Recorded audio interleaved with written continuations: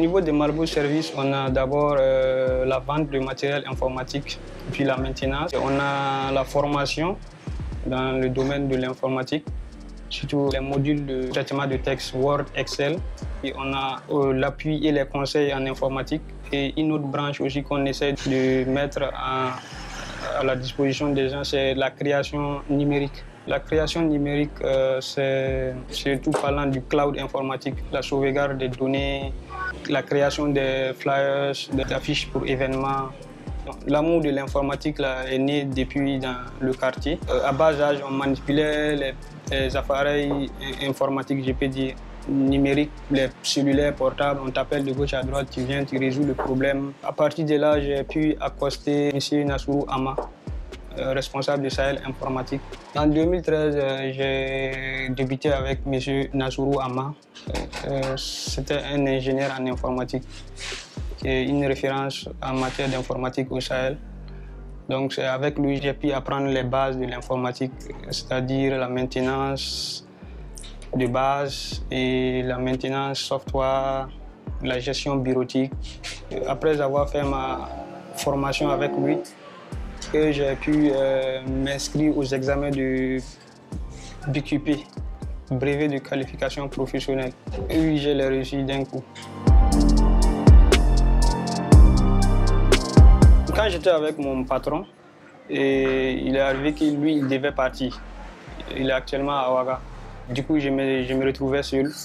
Je faisais des petites activités avec les ONG, la collecte des données avec les ONG. C'est dans ça que j'ai pu réunir un petit budget pour pouvoir mettre en place Malbo Service. C'était 125 000. J'ai payé 2 mois de caution, 1 mois d'avance. J'ai pris des chaises de salon pour venir m'installer avec un ordinateur et une imprimante. Franchement, moi, je pense qu'on n'a pas besoin d'attendre un appui financier. Il suffit d'avoir un objectif. Si vous avez un objectif, le peu que vous avez, ça peut démarrer. Je savais que c'est un savoir-faire, c'est-à-dire, moi j'appelle ça le business du savoir. C'est-à-dire, quand tu fais le business du savoir, tu n'as rien à perdre. Si quelqu'un vient, tu lui prestes ton savoir-faire. C'est-à-dire, la personne peut acheter comme il peut prendre gratuitement, mais toi, ça ne te fait rien. Mais si c'était du commerce, voilà, il y a un risque, puisqu'il y a du consommable que tu dois récupérer l'argent et puis réinjecter. Et dans le business du savoir, tu peux vendre et puis partager comme tu veux. Je commençais à donner des services. J'aidais les gens à monter des dossiers. J'ai vu que c'était des financements avec le FAGE. J'ai monté mon propre dossier pour le financement. J'ai déposé et j'ai été retenu. Actuellement, ça va. Les gens voient l'importance de l'informatique. Il y a beaucoup qui viennent solliciter des prestations dans le domaine de recherche d'emploi, des dépôts en ligne, surtout les concours en ligne. Bon, au fur et à mesure que presque tout est informatisé, la demande y est. Souvent, nous, on a des appels d'offres. Ici, vraiment, ils nous aident beaucoup pour ça. Des fois, on peut travailler jusqu'à 3 h du matin pour pouvoir aller déposer les offres là. Voilà. En tout cas, il y a bruit. Pour avoir une jeune comme ça qui se bat comme ça, là, c'est intéressant, quoi.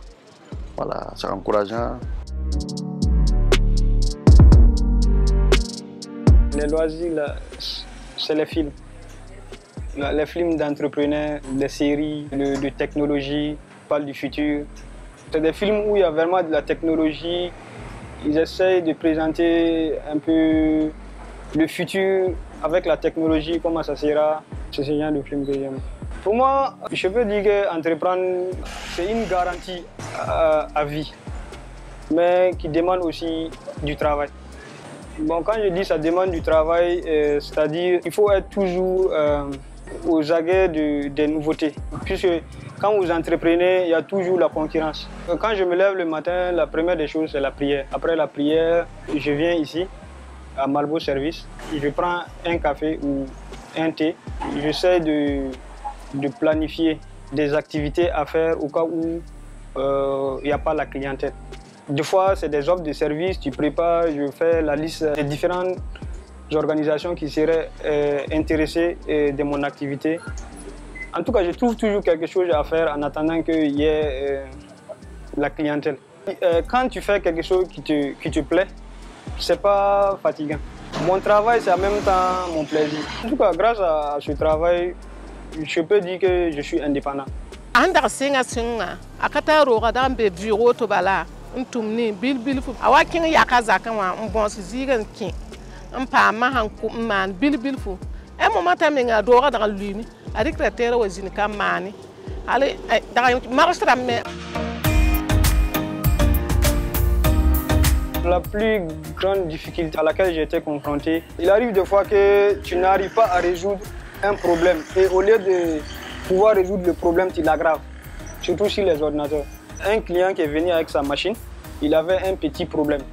J'étais convaincu de pouvoir résoudre ce problème-là. Je lui ai dit de laisser sa machine et je vais voir le problème. Donc il est parti. Avant de revenir, j'avais branché la machine. Il y a eu délestage. Donc quand le courant est revenu, ça a complètement grillé la machine.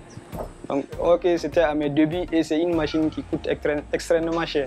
Heureusement pour moi, c'était un client compréhensif. La personne a reconnu que vraiment ce n'était pas de ma faute, c'est un accident. À ce temps, vraiment, j'ai eu peur. J'ai commencé à comprendre les risques auxquels je courais. Dans ce domaine, moi, je vois que chaque jour, il y a quelque chose de joyeux que j'arrive à percevoir en moi. Je vois des clients qui viennent perdus parce qu'ils ont des problèmes qu'on ne peut pas résoudre ou bien des situations qu'on ne peut pas décanter. Et quand ils viennent, j'arrive à décanter et ils se demandent si le coût n'est pas exorbitant. Et quand je lui donne le coût, il est vraiment satisfait. Donc chaque jour, en tout cas, je peux dire que j'arrive à faire plaisir à ne serait-ce qu'une personne. Ça me rend heureux. Au début, quand je travaillais à Malvo Service, c'était juste comme un passe-temps pour avoir un peu de sous et payer des petits trucs. En tant qu'élève, c'est un métier qui me plaisait beaucoup.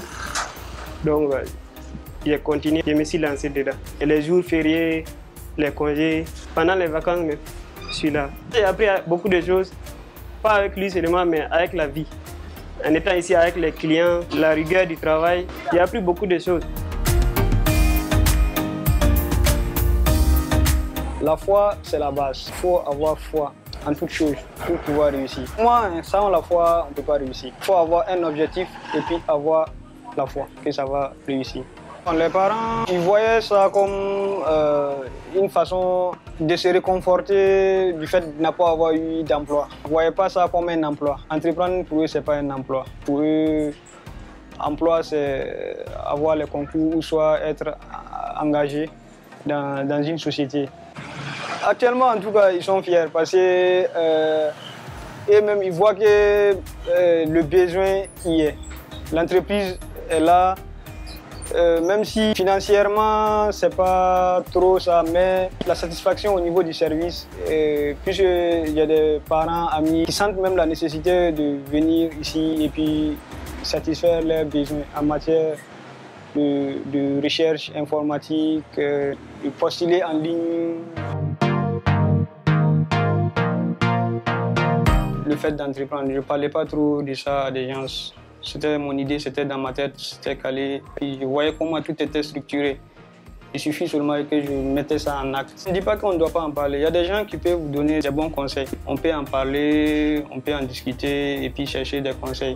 Mais il y a des idées aussi. Déjà, vous avez le pressentiment que ça va donner. Donc il faut suivre son instinct et puis mettre ça en action. Quand j'ai commencé, je ne peux pas dire que c'était rose, c'était compliqué. Il y a des fins de mois même, c'était un peu serré avec le bailleur. L'idée d'abandonner n'est jamais venue dans ma tête.